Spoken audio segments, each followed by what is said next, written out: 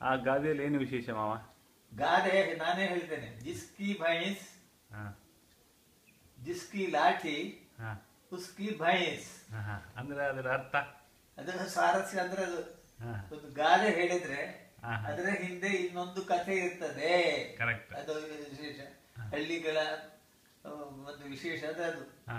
ಪ್ರತಿ ಒಂದು ಗಾದೆ ನೀವು ನಾನು ಗಾದೆ ಹೇಳ್ತೇನೆ ಅಂತ ಹಳ್ಳಿಯಲ್ಲಿ ಯಾರಾದ್ರೂ ಹೇಳಿದ್ರೆ ತುಳುವಿನಲ್ಲಿ ಅದರಲ್ಲಿ ಇನ್ನೊಂದು ಕಥೆ ಉಂಟು ಅಂತ ಅರ್ಥ.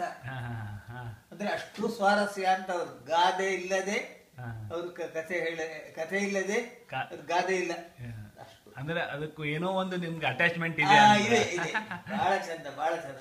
ನಿಮ್ಗೆ ಅಟ್ಯಾಚ್ಮೆಂಟ್ ಅಲ್ಲ, ಲೋಕರೋಡಿಗೆ. ಹೌದೌದು. ಈಗ ಏನು ಅದು ಸ್ವಾರಸ್ಯ. ಜಿಸ್ಕಿ ಲಾಠಿ ಉಸ್ಕಿ ಭೈಂಸ್ ಅಂತ.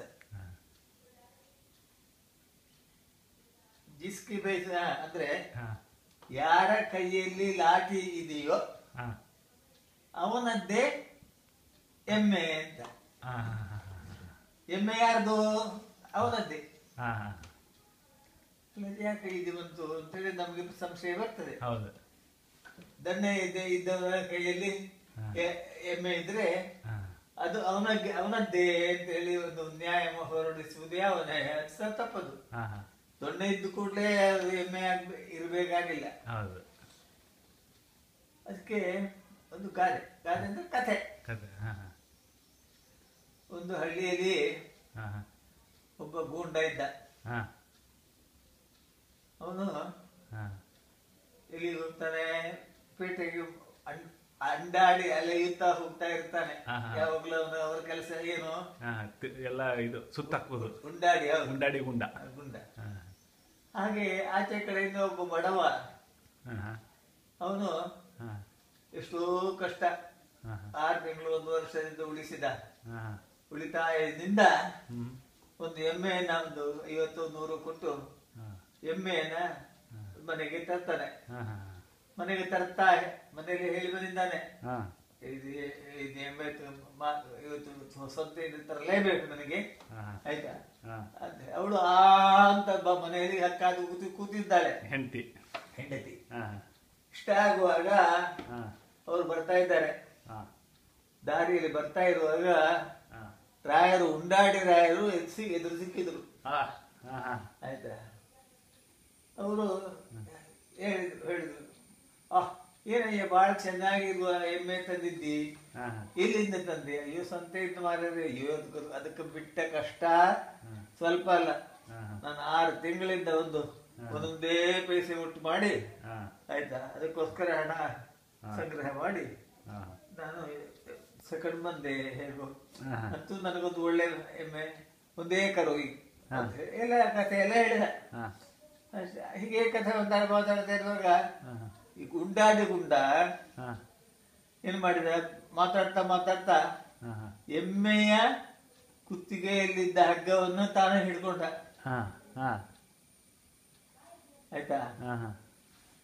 ಅಲ್ಲಲ್ಲ, ಕುತ್ತಿಗೆ ಹಗ್ಗ ಅಲ್ಲ, ಹಗ್ಗ ಹೇಗೂ ಅವನ ಹತ್ರ ಉಂಟು. ಆಮೇಲೆ ದೊಣ್ಣೆ ಅಲ್ಲಲ್ಲ, ಕುತ್ತಿಗೆಯಲ್ಲಿದ್ದ ಹಗ್ಗವನ್ನು ಕೈಗೆ ತೆಗೆದುಕೊಂಡ. ಯಾರು? ಉಂಡಾಡಿ. ಇಲ್ಲಿಗೆ ಏನಂತ ಅದ್ರ ರಹಸ್ಯ ಅರ್ಥ ಆಗಲ್ಲ. ದೊಣ್ಣೆ ನಾನು ಹಿಡ್ಕೊಂಡ್ರೇನೋ ಅವನು ಹಿಡ್ಕೊಂಡ್ರೇನೋ ಅಂತ ಹೇಳಿ ಸುಮ್ಮನೆ ಬರ್ತಾ ಇದ್ದ ರಾಯರು. ಯಾರು? ಬಡ ರೈತ. ಹೀಗೆ ಬರ್ತಾ ಇರುವಾಗ ಅಲ್ಲಿ ದಾರಿ ಬದಲಾಗುವಂತಹ ಒಂದು ಇದು ಬಂತು, ರಸ್ತೆ ಡಿವೈಡರ್. ಅಲ್ಲಿ ಬಂದಾಗ ಅದು ಉಂಡಾಡಿಕೊಂಡು ತನ್ನ ಮನೆಯ ಕಡೆಗೆ ತಿರುಗಿಸಿದ ಎಮ್ಮೆಯನ್ನ. ನೀವು ಕೇಳಿದಲ್ಲ, ಅದು ನಂದಲ್ವಾ ಎಮ್ಮೆ? ನನ್ನ ಮನೆಗೆ ಬರ್ಬೇಕಲ್ವಾ? ಇಲ್ಲಿ ಕೊಡು, ನಾನು ಕರ್ಕೊಡು. ಅದು ಹೇಗೆ ನಿನ್ನದು? ನನ್ನ ಮನೆ ಅಲ್ಲ, ನನ್ನ ಎಮ್ಮೆ. ಈಗ ಮಾರಾಯ ಸಂತೆಯಿಂದ ತಂದದ್ದು ಅಂತ ಎಮ್ಮೆಯನ್ನು ನೀನು ನಿನ್ನ ಎಮ್ಮೆ ಅಂತ ಹೇಳ್ತಾ ಇದೆಯಲ್ಲ. ಸರಿ, ಪಂಚಾಯತಿಗೆ ಬಿತ್ತು. ಹಳ್ಳಿಯಲ್ಲಿ ಪ್ರತಿಯೊಂದಕ್ಕೂ ಒಂದು ಪಂಚಾಯತಿಗೆ ಬೇಕಾ? ಕರೆಕ್ಟ್. ಪಂಚಾಯತಿಗೆ ಎಲ್ಲೇ ತೀರ್ಮಾನ ಆಗಬೇಕು, ಇಲ್ಲದಿದ್ರೆ ತೀರ್ಮಾನ ಇಲ್ಲ. ಆಯ್ತಾ? ಎಲ್ಲ 10 ಜನ ಸೇರಿದ್ರು. ಸೇರಿದಿ ಏನಾಯ್ತು ಎಲ್ಲ ಕತೆ ಹೇಳಿದ್ರು. ಅದು ನಿಜವಾಗಿ ಬಡವನದ್ದು ಅಂತೇಳಿ ಗೊತ್ತಾಯ್ತು. ಎಲ್ಲರೂ ಒಳಗೊಂಡೊಳಗೆ ನಗ್ತಾ ಇದ್ದಾರೆ, ಮುಸಿ ಮುಸಿ ನಗ್ತಾ ಇದ್ದಾರೆ. ಅಷ್ಟಾಗುವಾಗ ಒಬ್ಬ ತೀರ್ಪುಗಾರ ಇದ್ದಾರೆ, ಪಂಚಾಯತಿ ಅಧ್ಯಕ್ಷ, ಅವರ ಕಾಯಕ್ಕೆ ಹೋಗಿ ಇದು ಕೊಡ್ತಾರೆ ತೀರ್ಮಾನ. ಅಷ್ಟಾಗುವಾಗ ಈ ಉಂಡಾಡಿ ಗುಂಡ ಕಣ್ಣು ಸನ್ನೆ ಮಾಡ್ತಾನೆ. ಆಯ್ತಾ, ಅಂತೂ ಆ ತೀರ್ಮಾನ ಮಾಡುವ ತೀರ್ಪುಗಾರ ಏನ್ ಮಾಡಿದ, ಈಗ ಯಾರ ಕೈಯಲ್ಲಿ ಉಂಟು ದೊಣ್ಣೆ ಅವನ ಪ್ರಶ್ನೆ. ಅದು ಈಗ ಉಂಡಾಡಿಯ ಕೈಯಲ್ಲಿ ಉಂಟು, ಹಾಗಾದ್ರೆ ಅವನದ್ದೇ ಆಗಿರ್ಬೇಕಲ್ಲ,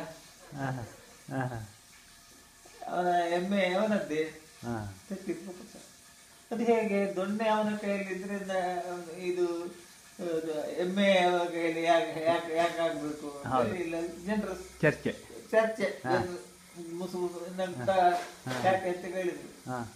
ಅದಕ್ಕೆ ನೋಡುವ, ಹಾಗಾದ್ರೆ ಇದನ್ನು ತೆಗೆದುಕೊಳ್ಳಿ, ಈ ದೊಣ್ಣೆ ಇದು ಎಮ್ಮೆಯನ್ನು ತೆಗೆದುಕೊಳ್ಳಿ ನೀವು, ಹಾಗಾದ್ರೆ ನಿಮ್ದಲ್ವಾ, ನೀವು ತೆಗೆದುಕೊಳ್ಳಿ ಅಂತ ಹೇಳಿ ಉಂಡಾಡಿ ಕೇಳ್ತಾನೆ. ಚರ್ಚೆ ಸವಾಲು ಹಾಕಿದೆ ಯಾರಿಗೆ?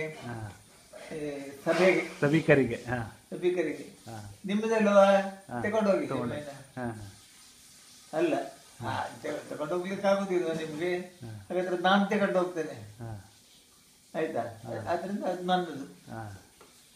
ಅಯ್ಯೋ ಮಾರಾದ್ರೆ, ಹೇಗೆ ದುಡ್ಡು ಕೊಟ್ಟು ತಗೊಂಡು? ಅದು ಹಾಗೆಲ್ಲ ಲೆಕ್ಕ. ಯಾರ ಕೈಯಲ್ಲಿ ದೊಣ್ಣೆ ಉಂಟು ಅವ್ರದ್ದೇ ಇದು ಎಂತದು, ಎಮ್ಮೆ. ತೀರ್ಮಾನ ಹಾಗೆ. ಕಿಸ್ಕೆ ಹಾತ್ ಮೇ ಲಾಠಿ ಹೈ ಉಸ್ಕಾ ಭೈಂಸ್ ಅಂದ್ರೆ ಎಮ್ಮೆ. ಅಲ್ಲಿ ಹಾಲು ಕರೆಯುವಂತಹದ್ದು ಭೈಂಸ್, ಇಲ್ಲಿ ಆದ್ರೆ ದನ. ಎಲ್ಲ ಬಾಯಿ ಮುಚ್ಚಿಕೊಂಡು ಹೋದ್ರು, ಮುಸಿ ಮುಸಿ ನಗುತ್ತಾ. ಇಲ್ಲದಿದ್ರೆ ಆ ಉಂಡಾಡಿಯ ಕೈಯಲ್ಲಿ ಯಾರಾದ್ರೂ ದೊಣ್ಣೆ ಕೊಡ್ತಾರ? ಮೊದಲೇ ಉಂಡಾಡಿ ಅಂತ ಅದ್ರಲ್ಲಿ ಅವನ ಕೈಗೆ ದೊಣ್ಣೆ ಸಿಗುವ ಹಾಗೆ ಮಾಡ್ತಾರೆ. ಸಿಕ್ಕಿದ್ಮೇಲೆ ಅವನ ಹತ್ರ ಚರ್ಚೆಗೆ ನಿಲ್ತಾರ ಅಂತ. ಇದು ಅದರಲ್ಲಿ ತಾತ್ಪರ್ಯ ಅಂದ್ರೆ, ದೊಣ್ಣೆ ಯಾರ ಕೈಯಲ್ಲಿಯೋ ಅವರಿಗೆ ಅವರದ್ದೇ ಎಮ್ಮೆ, ಅವರದ್ದೇ, ಅಂದ್ರೆ ಅವ್ರು ಹೇಳಿದ್ದೇ ನ್ಯಾಯ ಅಂತ ಅರ್ಥ ಇದೆ. ಲೋಕದಲ್ಲಿ ನಾವು ವಿಚಾರ ಮಾಡಿದಾಗ ಅದ್ ನೋಡಿ, ಹೌದಾಳು ನೋಡಿ, ಊರಿನಲ್ಲಿ ಏನಾದ್ರೂ ನ್ಯಾಯ ನಡೆದರೆ ಆಗ ಯಾರದ್ದು ಕೈ ಮೇಲಾಗುವುದು? ಅದು ಯಾರ ಕೈಯಲ್ಲಿ ದೊಣ್ಣೆ ಉಂಟು ಅವನದ್ದೇ ನ್ಯಾಯ. ಅವನ ಮಾತಿಗೆ ಬೆಲೆ ಹೊರತು ಇನ್ನೊಬ್ಬರ ಮಾತಿಗೆ ಬೆಲೆ ಇಲ್ಲ. ದೊಣ್ಣೆ ಇಲ್ಲದ ಅವನ ಮಾತಿಗೆ ಬೆಲೆ ಇಲ್ಲ. ಇಷ್ಟು ಚಂದ ನಮಗೆ ಜನ್ಮಕ್ಕೂ ಮರೆತು ಹೋಗ್ಲಿಕ್ಕಿಲ್ಲ. ವೇದಗಳ ಕೆಲವು ಮಾತುಗಳು ಹಾಗೆ.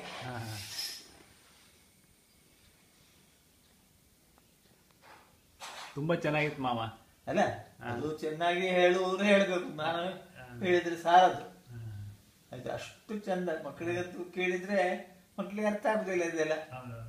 ದೊಡ್ಡ ನ್ಯಾಯ. ಅದ ಸಣ್ಣ ಗಾದೆ ಅಂತಿದ್ರು, ಅದರಲ್ಲಿ ಏನ್ ಹೇಳಿ ಅಡಕವಾಗಿರುವ ಅಂಶ ಇದೆ ನೋಡಿ, ತುಂಬಾ ದೊಡ್ಡದು. ಹೌದೌದು. ನಾನೀಗ ಇಲ್ಲಿ ಮಲ್ಕೊಳ್ಳೋದು.